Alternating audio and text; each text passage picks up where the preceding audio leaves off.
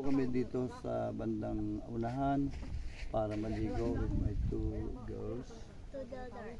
Two daughters, Queenie and tingin dito, Abigail at si ano pangalan ni John Ray, Brian and Mehencio. Today is September 14, 2022. Beautiful day. Kunan mo rin picture yung lugar yan sa gitna. Okay. Span mo rin pag ano, span mo dun sa may pito. Thank you, ate. Okay. Alright, good.